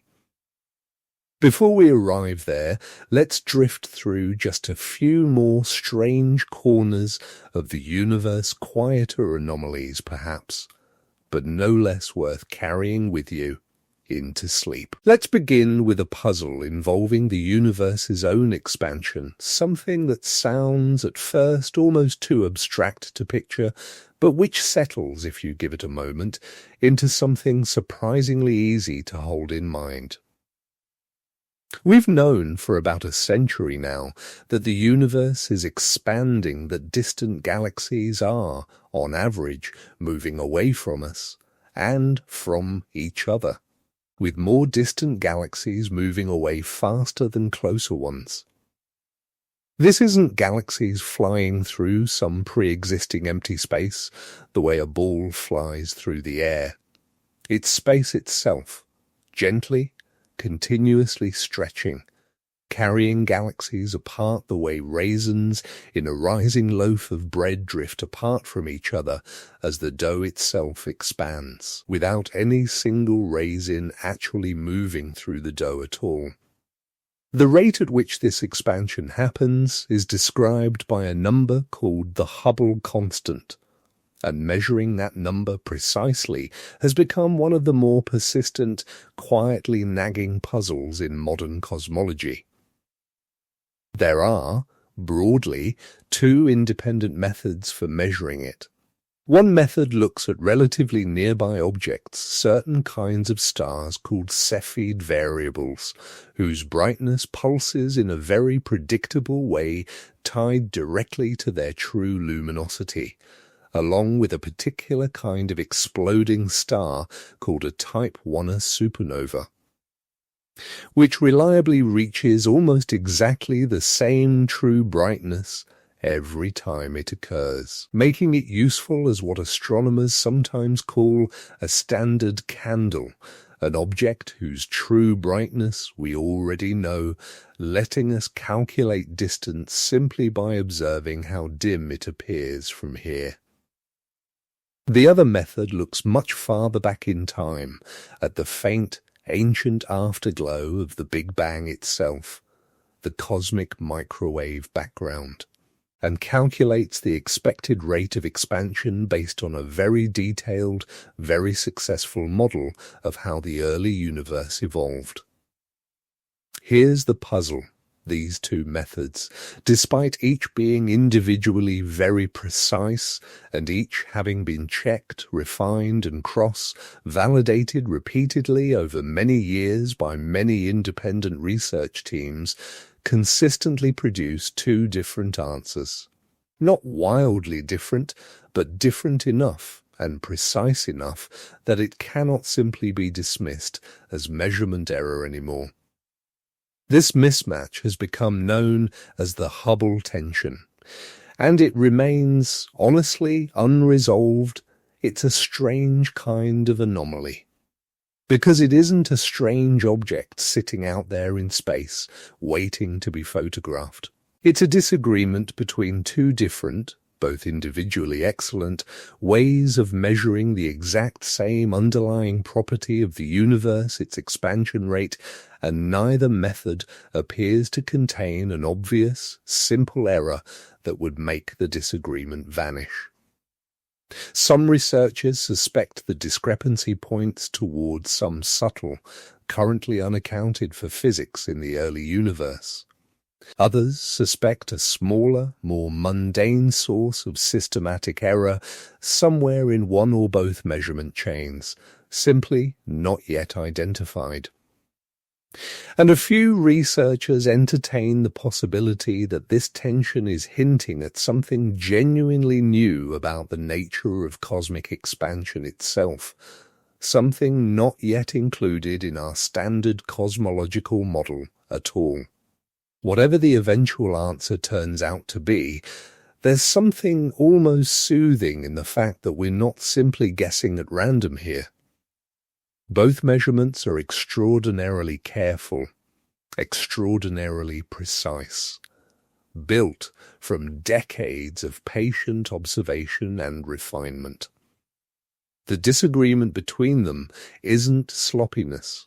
It's precision revealing a puzzle so subtle that it took increasingly excellent tools to even notice it was there at all, a bit like tuning two very good clocks as carefully as humanly possible, only to discover with great confidence that they still disagree by a small, stubborn, and genuinely mysterious amount. It's worth noting, gently, that the James Webb Space Telescope, since beginning its observations, has been used to independently check some of these local nearby measurements, largely confirming the earlier results rather than resolving the disagreement away, as some hoped it might. That's not disappointing news, exactly, even if it would have been satisfying to see the puzzle simply dissolve. It means whatever is causing this tension is genuinely there in the data, sturdy enough to survive being checked by an entirely new generation of instrument, patiently waiting for whatever comes next in our understanding to finally catch up with it. Let's drift now toward one more strange object before we come to tonight's central mystery, a planet that shouldn't, by most conventional expectations, have a planet's shape at all. Its name is J1407b, sometimes nicknamed, somewhat playfully, Saturn on steroids. It orbits a young star roughly 430 light-years away, and it appears to possess a ring system so enormous that if you replaced Saturn's rings with this object's rings, they would stretch outward far enough to be easily visible to the naked eye from Earth, spanning a portion of our sky many times larger than the full moon. We haven't directly photographed these rings. They're far too distant and far too faint for that with current instruments. Instead, astronomers inferred their presence by observing an extraordinarily complex, extended dimming event as the object passed in front of its star, a dimming pattern with multiple distinct dips occurring over many days, consistent with a vast, structured disk of material, likely containing gaps that may indicate the presence of forming moons, clearing paths through the ring material the way Saturn's own moons help maintain gaps within its rings. If the models are correct, this ring system may span roughly 90 million kilometers in diameter. For comparison, that's larger than the distance between Earth and our own Sun. A planet, or perhaps a very small, failed star known as a brown dwarf, wearing a ring system wide enough that if it replaced our own Sun's position, its rings would very nearly reach all the way out to where Earth currently orbits. There's something almost playful about an anomaly like this one after some of the heavier mysteries we've wandered through tonight. It doesn't challenge any deep law of physics. It's simply an example of an entirely familiar process, the formation of planetary rings from leftover debris, playing out on a scale so much larger than anything in our own solar system that it briefly reads, at first glance, like something invented rather than observed. And yet, there it sits, genuinely orbiting a genuine star 430 light-years from where you're resting right now, its enormous rings slowly, patiently continuing to settle and perhaps slowly gathering into moons. The way our solar system's own moons likely gathered billions of years ago. Let's linger on one more strange signal before we arrive at tonight's central mystery, a burst of energy so brief and so powerful that for years after its discovery, nobody was entirely sure what could possibly be producing it. In 2007, while looking back through older archived data from the Parkes Radio Telescope in Australia, an astronomer named Duncan Lorimer noticed something unusual. An extraordinarily bright, extraordinarily brief pulse of radio waves, lasting only a few thousandths of a second, that had occurred years earlier, tucked away quietly in the data, unnoticed until someone finally went looking closely enough to find it. In that fraction of a second, whatever produced this pulse released roughly as much energy as our sun emits over an entire day, concentrated into a burst lasting barely longer than the blink of an eye. This event, now known as the Lorimer burst, turned out to be the first confirmed example of what astronomers call a fast radio burst, or FIRB. Since that first discovery, thousands more have been detected, scattered across the sky, seemingly originating from galaxies billions of light-years away, each one delivering an almost unimaginable amount of energy in an almost unimaginably short span of time. For years, this presented a genuine puzzle, in the fullest sense of that word. What kind of process could possibly release that much energy that quickly from a source small enough to produce a pulse only milliseconds long? The briefness of the pulse itself carries an important clue, one worth pausing on gently, because it's a lovely piece of reasoning. An event can only vary in brightness that quickly if the object producing it is correspondingly small, roughly speaking, no wider than the distance light could travel during the burst itself. A pulse lasting only a few thousandths of a second therefore points toward a source no larger than a few hundred kilometers across, smaller than many countries, yet capable of outshining, briefly, an entire ordinary star. For a long while, the leading suspects were magnetars, an extreme category of neutron star possessing a magnetic field so powerful that it dwarfs anything else known in the universe, capable of releasing sudden violent bursts of energy through sudden rearrangements of that magnetic field. Not unlike an intensified version of a solar flare, except vastly more powerful and originating from an object vastly smaller and denser than our Sun. In 2020, this suspicion received strong support when astronomers detected a fast radio burst originating from a known magnetar within our own galaxy, providing the first direct evidence connecting these two previously separate mysteries. That said, and this is worth holding gently rather than dismissing, not every fast radio burst appears to behave the same way. A small number of sources have been found to repeat, sometimes on regular, almost rhythmic schedules stretching across many days, while the vast majority of detected bursts have, so far, occurred only once, and never repeated at all, at least not during the window of time we've had instruments capable of watching. This suggests that fast radio bursts may not all share a single, identical cause, that several different extreme processes involving neutron stars, magnetars, or perhaps other objects and mechanisms not yet clearly identified may all be capable of producing broadly similar bursts of energy, each for its own particular reason.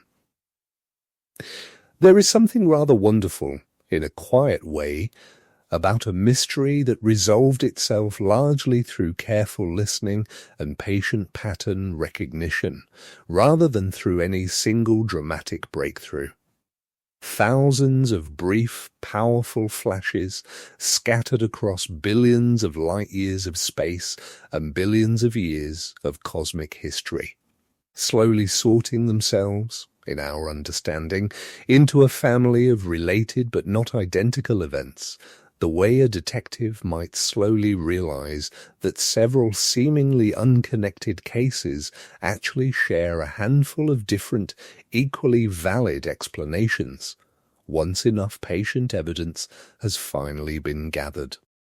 Now gently, let's come at last to the anomaly the universe still cannot fully explain, even to itself. We've wandered, tonight, through planets darker than coal, through skies raining molten glass, through worlds with no sun at all, through a star wide enough to nearly swallow the orbit of Saturn, through galaxies trailing tails of newborn stars stretching further than the width of our entire Milky Way, through a wall of galaxies so large our best models still struggle to explain how it could have formed within the age of the universe, and through the strange, unresolved tension between two different, equally careful ways of measuring how fast the cosmos is stretching apart. But there is one anomaly larger than all of these, quieter than all of these, and stranger than all of these, not because it's the most visually dramatic, but because it touches literally everything else we've discussed tonight. It sits at the very foundation of how the universe holds itself together, and how it continues to expand, and it goes by the name dark energy.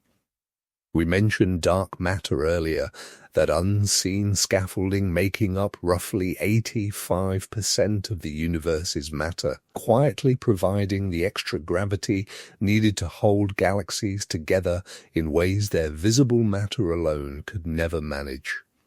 That, on its own, would already be a remarkable enough mystery to end a program on. But dark energy is, in a sense, a deeper puzzle still. Because it doesn't just fail to be directly visible, it appears to be actively working against gravity altogether, on the very largest scales of the universe. Here's how we came to notice it. In the late 1990s, two independent teams of astronomers were carefully measuring the brightness of distant Type I supernovae, those same reliable standard candles we mentioned a moment ago, in an effort to determine exactly how the universe's expansion has changed over cosmic history. The expectation, based on everything understood at the time, was reasonably straightforward. Gravity, acting on all the matter in the universe, should be gradually slowing the expansion down over time. The way gravity slows a ball thrown upward, gradually pulling its speed back down as it rises. What both teams found, independently and to their own initial surprise, was the opposite. The expansion of the universe isn't slowing down, it's speeding up. Distant supernovae appeared dimmer and therefore farther away than they should have been if the expansion were simply coasting along at a constant rate or gradually decelerating under gravity's pull. The only way to explain that extra dimness, that extra distance, was if the expansion of the universe had actually been accelerating over the past several billion years, getting faster, not slower. Exactly opposite to what gravity alone would predict.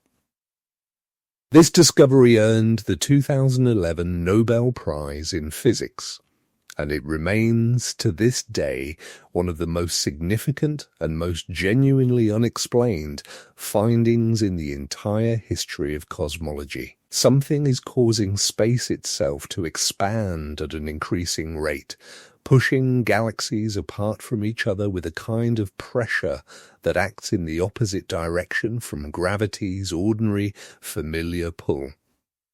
We've given that unknown something a name, dark energy, but naming something is not the same as understanding it, and this is precisely where the anomaly becomes genuinely, deeply unresolved. Based on our best current measurements, dark energy appears to make up roughly 68% of the total energy content of the entire universe. Combine that with dark matter's share, and you arrive at an almost humbling realization: ordinary matter. The stuff that makes up stars, planets, oceans, mountains, every living thing, every planet we've visited tonight. Every star we've marveled at accounts for only around 5% of everything that exists. The overwhelming majority of the universe is made of two things we cannot directly see, cannot directly touch, and do not, even now, fully understand. There are several serious candidate explanations for what dark energy actually is, and it's worth walking through them slowly, gently, because each one carries its own particular flavor of mystery. The simplest explanation, and the one that fits current observations remarkably well, involves something called the cosmological constant essentially. The idea that empty space itself carries a small, constant amount of energy, built into the very fabric of the vacuum, which produces a steady, gentle outward pressure, pushing space to expand a little faster than gravity alone would allow. This idea traces back in a sense all the way to Albert Einstein, who originally introduced a similar concept into his equations for entirely different reasons, decades before dark energy was ever observed, and later reportedly called it his greatest blunder, only for something remarkably similar to re-emerge, generations later, as perhaps the leading explanation for one of the deepest mysteries in all of modern physics. The trouble with the cosmological constant explanation, elegant as it is mathematically, is that when physicists try to calculate, from basic quantum theory, how much energy empty space itself ought to contain, the answer comes out unfathomably larger than what we actually observe by a discrepancy so enormous. Some estimates suggest a factor of roughly 10 to the 120th power that it's often called the worst theoretical prediction in the history of physics. That's not simply being a little bit wrong. That's a gap so vast it's difficult to even express in ordinary language, let alone explain. Somehow, whatever process determines the true energy of empty space manages to arrive at a number staggeringly, almost impossibly smaller than our calculations suggest it should be, and no one currently has a fully satisfying explanation for why. A second family of explanations proposes something called quintessence, a hypothetical dynamic energy field, somewhat similar in spirit to the field thought to have driven the extraordinarily rapid expansion in the universe's very first fraction of a second, called cosmic inflation, except here operating on a much gentler scale over billions of years, gradually pushing the universe's expansion to accelerate. Unlike the cosmological constant, which stays perfectly steady over time. Quintessence models allow for the possibility that dark energy's strength might change gradually as the universe continues to age, something current and upcoming observational surveys are actively trying to test with increasing precision. A third, more radical possibility suggests that dark energy might not be a thing at all, in the sense of some new form of energy or field. but rather a sign that our understanding of gravity itself, on the largest cosmic scales, needs some kind of modification that general relativity, as extraordinarily successful as it has been at every scale we've tested it, from falling apples to orbiting satellites to the bending of starlight around the sun, might simply behave subtly differently across distances measured in billions of light years, in a way we haven't yet correctly identified or described. Each of these explanations remains, honestly, a serious, active candidate. None of them has been conclusively proven. None of them has been conclusively ruled out either. Major observational projects, from ground-based telescopes to dedicated space missions, are, even now, patiently gathering more precise measurements of distant supernovae, of the large-scale distribution of galaxies, of the faint gravitational lensing effects produced by dark matter and dark energy alike, all working slowly, carefully, toward narrowing down which of these explanations, if any, is correct. Missions like the European Space Agency's Euclid telescope and the upcoming Vera-C, Rubin Observatory here on Earth, have been specifically designed with this question in mind, built to map the positions and shapes of billions of galaxies with enough precision to detect subtle patterns in how dark energy's influence may have changed, ever so slightly, across billions of years of cosmic history. It's the kind of project that takes an entire scientific career, sometimes several careers handed patiently down from one generation of researchers to the next, simply to gather enough data for a confident answer, and there is something quietly admirable in a species willing to commit itself to a question that large, knowing full well the answer might not arrive within any single lifetime. And this, in the end, is why dark energy stands as the single anomaly the universe still cannot fully explain to itself. Every other strange object we visited tonight, the black planet, the glass rain, the sunless worlds, the impossibly wide star, the star that seemed to pulse artificially, the tail of newborn stars, the invisible galaxies, the wall of galaxies too large for our models, the still elusive intermediate black holes, every single one of these, however strange, is ultimately explained by known physics, taken to an extreme. We understand, in each case, which ordinary laws are responsible, even if the specific details required patient, careful investigation to work out. But dark energy is different. It sits at the very center of our understanding of the universe's structure and fate, making up the majority of everything that exists, actively shaping how galaxies move apart from each other on the largest scales imaginable, and we still do not know, in any complete sense, what it actually is. It's worth sitting with that thought for a moment, gently, because there's something rather beautiful hidden inside it if you let it settle slowly rather than reaching for it too quickly. We live inside a universe where the overwhelming majority of what exists remains, even now, genuinely mysterious to the very civilization capable of asking the question.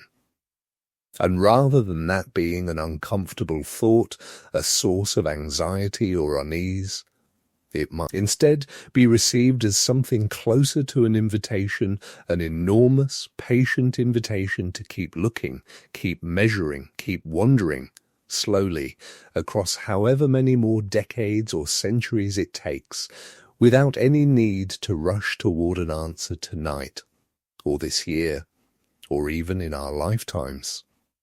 The universe, it turns out, is not only strange in its details, the dark planets, the glass rain, the impossibly wide stars, but strange too in its very foundations, in the deep, quiet majority of itself that remains politely, patiently unexplained. And there is something rather peaceful in accepting that not everything needs to be solved before we're allowed to rest. Mystery, held gently rather than anxiously, can simply be one more thing to drift off with tonight, unresolved and entirely fine to leave that way until tomorrow, or the day after, or whenever curiosity next happens to stir. Before we let ourselves rest completely, though, let's linger a little longer out here in the dark, because there are two more quiet anomalies worth carrying with you, smaller mysteries in a sense, but ones that connect gently back to everything we've already wandered through tonight. The first involves something astronomers noticed decades ago while carefully mapping the motion of our own galaxy, along with thousands of others in our cosmic neighborhood. It turns out that the Milky Way, along with a great many nearby galaxies, is not simply drifting along with the general expansion of the universe. We're all being pulled, gently but unmistakably, in one particular direction at a speed of a few hundred kilometers per second toward a region of space that, from our vantage point, is largely hidden behind the bright, crowded disk of our own galaxy, a region astronomers have nicknamed, quite directly, the Great Attractor. For a long time, this was a genuinely puzzling anomaly. We could measure the pull quite precisely through the motion of thousands of galaxies all being tugged gently in the same general direction.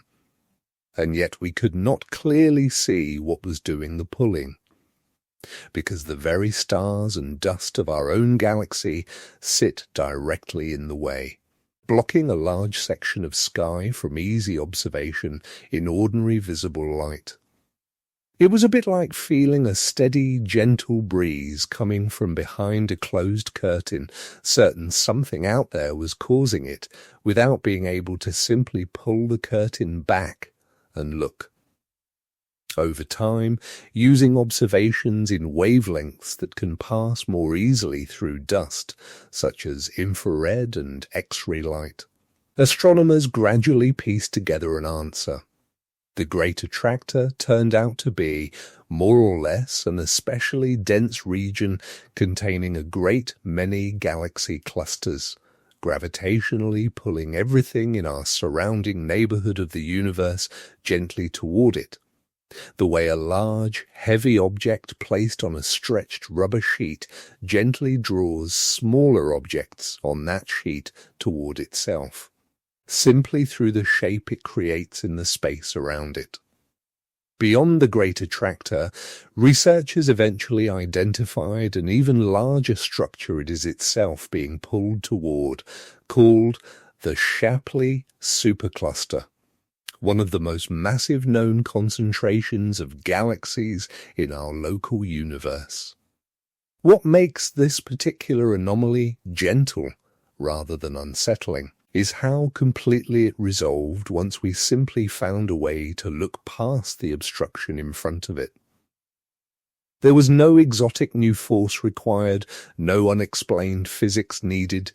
It was simply ordinary gravity, exerted by an extraordinarily large concentration of galaxies, sitting quietly behind a curtain of dust that happened to be drawn across our particular vantage point in the universe. Sometimes, it turns out, the strangest seeming pull in the dark is simply something large, familiar, and entirely explicable, patiently waiting behind an obstruction for us to find the right kind of light to finally see around it. It's a rather lovely thing to consider, drifting off tonight, that our entire galaxy, along with countless neighbors, is quietly, ceaselessly falling towards something enormous and mostly hidden, the way you might fall gently towards sleep itself, drawn by something patient and largely unseen, without any need to understand exactly what's pulling you there in order to simply let it happen. The second anomaly worth mentioning gently here is almost the precise opposite kind of mystery, not a place where matter has gathered densely together, but a place where it appears to be almost entirely strangely absent. It's called the Boat's Void, sometimes nicknamed, with a certain wry, understated humour among astronomers, the Great Nothing. Discovered in the early 1980s, it's a roughly spherical region of space, an almost unbelievable 330 million light-years across, containing remarkably few galaxies for its size, far fewer than statistically expected for a region of the universe that large, based on the average density of galaxies found elsewhere. To offer a gentle sense of scale here, if our own Milky Way galaxy happened to sit at the very centre of the Boat's Void, and our ancestors had pointed the very first telescopes out into the surrounding darkness, with no knowledge whatsoever of galaxies beyond our own, it would have taken until sometime in the 1960s, using the best instruments available at the time, before they would have detected the nearest galaxy outside the void at all. That's how empty this region truly is, relative to the rest of the universe around it, practically a private silence, stretching for hundreds of millions of light-years in every direction, sitting quietly among the busier neighborhoods of galaxies everywhere around it. Is a void like this a violation of physics? Not at all, gently speaking. Cosmic voids are, in fact, an entirely expected feature of how structure forms in the universe, part of that same cosmic web we discussed earlier, with matter gathering along filaments and walls, and enormous, comparatively empty regions forming naturally in between them. The way empty space naturally exists between the strands of any web. What makes the Boat's Void a genuine point of quiet fascination, rather than merely an expected feature, is simply its scale, how much larger and how much emptier it appears compared to typical voids elsewhere in the observable universe, sparking careful ongoing research into whether it represents an unusually extreme but ultimately ordinary statistical outcome of structure formation, or whether it hints at some subtlety in the early distribution of matter that our current models don't yet fully capture. Either way, there is something rather peaceful in the idea of the Boat's Void itself, if you allow your mind to drift into it for a moment.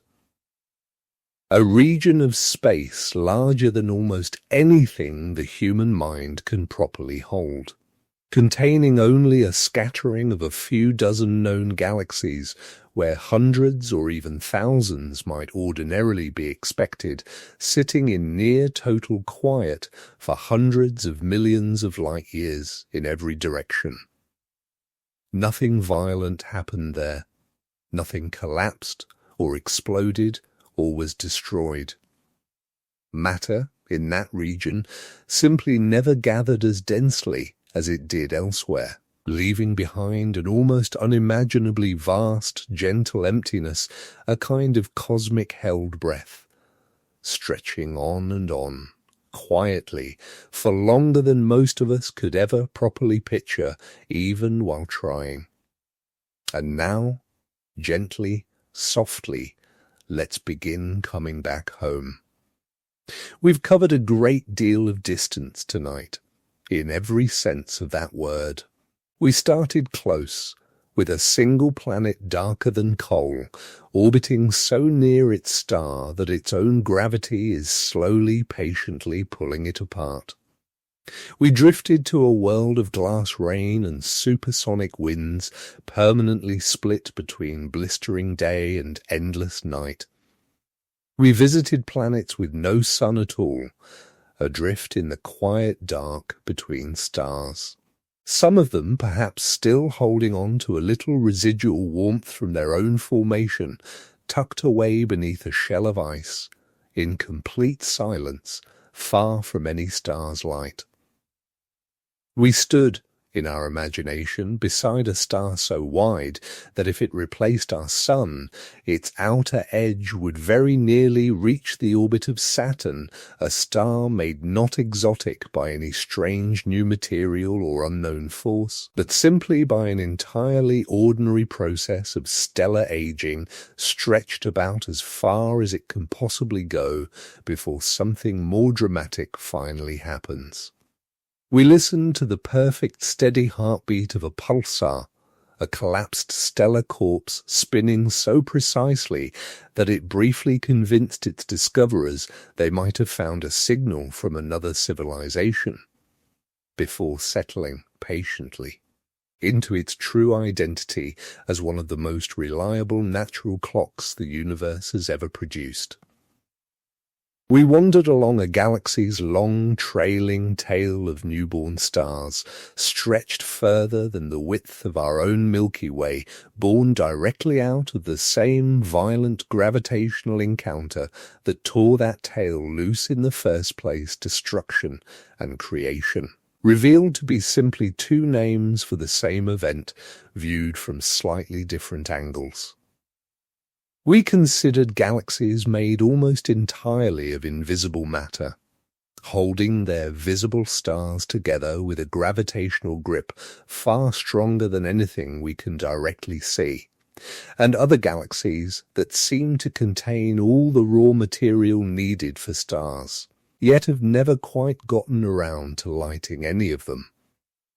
We stretched our imagination out across 10 billion light-years to a wall of galaxies so enormous that our best current models genuinely struggle to explain how it managed to form within the age of the universe at all, not a crisis, but a genuine, patient, open question, sitting quietly at the edge of what current cosmology can fully account for. We paused beside the strange, unresolved tension between two very careful measurements of how quickly the universe is expanding.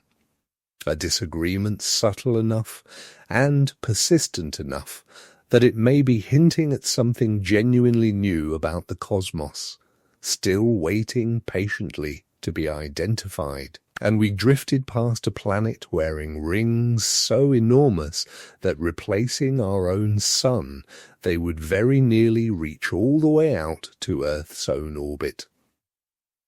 We felt the quiet, gravitational tug of the Great Attractor, a pull that puzzled astronomers for years simply because it happened to sit behind a curtain of dust from our own galaxy. Resolve gently the moment we learned to look in a different kind of light. And we sat for a while inside the vast, gentle emptiness of the boat's void, a silence so large that our own galaxy, were it to sit at its centre, would have waited decades before even detecting its nearest neighbour. And finally, we arrived at the one anomaly larger and stranger than all the others combined dark energy. The mysterious pressure pushing the universe's expansion to accelerate rather than slow, making up roughly 2/3 of everything that exists, and remaining even now genuinely unexplained by any of our leading theories. Not a small gap in our knowledge, tucked away in some obscure corner of physics, but a gap sitting at the very centre of everything, quietly reminding us that the overwhelming majority of the universe we live inside of remains, honestly and openly, a mystery still being worked out. If there is one thing worth carrying with you from all of this as your eyes grow heavier and your thoughts begin to soften at the edges, it might be this. every single anomaly we visited tonight, without exception, turned out to be built from entirely ordinary ingredients: heat, gravity, density, motion, chemistry, the same handful of rules that govern a cup of tea cooling on your nightstand, or the tide gently rising and falling along a shoreline somewhere tonight. Nothing we encountered required some entirely new, previously unknown category of physics operating by rules unrelated to everything else. Even dark energy, our final and largest mystery, is presumed by nearly every serious researcher studying it to eventually fit within some coherent, discoverable framework once we manage to gather enough evidence, refine enough models, and simply give the puzzle enough patient time to resolve itself the way earlier puzzles in physics eventually have, again and again, across the centuries. That's a genuinely comforting thought if you let it settle slowly rather than reaching for it too quickly. The universe isn't chaotic, or arbitrary, or governed by rules that shift unpredictably from place to place. It is instead remarkably, almost stubbornly consistent, so consistent that its strangest, most extreme members are still simply following the very same handful of rules as everything gentle and familiar around you right now. Your own steady breathing, the soft weight of a blanket settling over you, the quiet hum of a house at night settling into stillness the same way it does every single night, whether or not anyone happens to be awake to notice it.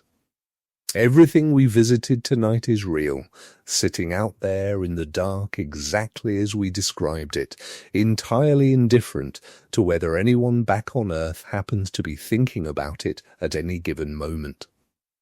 The black planet is still orbiting its star, exactly as fast, exactly as scorched, right now, while you listen to these words. The glass rain, if you could call it that, is still falling sideways somewhere across that permanent boundary between day and night. The pulsar is still spinning, still sweeping its beam around, precisely on schedule, whether or not any telescope happens to be pointed toward it at this particular moment. None of it needs your attention to keep happening. It simply continues patiently the way the universe seems to do almost everything without urgency, without any need to convince you of anything, simply unfolding quietly at its own unhurried pace. And so, perhaps, can you. There's no need to hold on to any of the numbers we shared tonight, not the temperature of a black planet, not the width of an impossibly large star, not the age of the light we described traveling toward us from thousands or millions or billions of years in the past. None of it is a test. None of it needs remembering.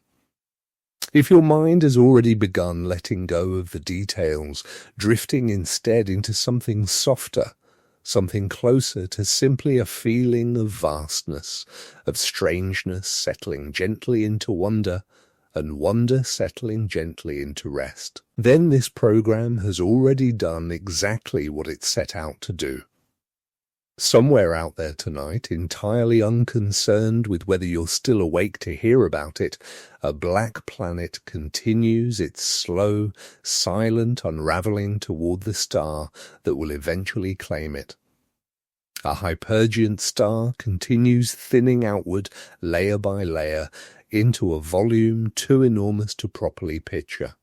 A distant tail of newborn stars continues glowing softly, the quiet aftermath of one galaxy's near collision with another. A vast, ancient wall of galaxies continues stretching across 10 billion light-years, patiently defying our tidiest models of how large anything is supposed to be allowed to grow. And underlying every single one of these things, quietly, invisibly. Dark energy continues its slow, steady work of pushing everything gently further apart, at a rate we still don't fully understand, and may not fully understand for a very long time yet. None of that needs solving tonight. None of that needs solving by you, ever, unless someday, purely for the pleasure of it, you decide you'd like to look further into any of it yourself. For now, it's simply enough to have wandered through it together, slowly, without hurry, letting each strange fact settle for a moment before drifting quietly onward to the next. If tonight's journey brought you even a small measure of that particular calm that comes from feeling pleasantly, harmlessly small against something enormous, you might consider leaving a like on your way out, or subscribing if you'd like more of these slow drifts through the universe to find their way to you on future nights. There's never any pressure in that, only an open door left quietly ajar for whenever you'd like to return. For now, though, there's nothing left to do but rest. The universe will still be here tomorrow night, every bit as strange, every bit as vast, every bit as patiently unexplained in places, waiting exactly where you left it. The black planet will still be orbiting. The pulsar will still be keeping its perfect silent rhythm. The wall of galaxies will still be stretching quietly across distances too large to properly imagine. And dark energy will still be doing whatever it is dark energy does. Steadily, patiently, entirely unconcerned with our need to understand it on any particular schedule. You don't need to carry any of it any further tonight. Just let it go soft at the edges. Let your breathing slow. Let the room around you feel small, warm, and safe, in gentle contrast to everything vast we've just wandered through together. And let yourself drift, now, the way galaxies drift, the way starlight drifts across unimaginable distances to reach us, unhurried, patient, entirely at peace with taking however long it takes. Good night, sleep well, and we'll meet again, out here in the dark, another night soon.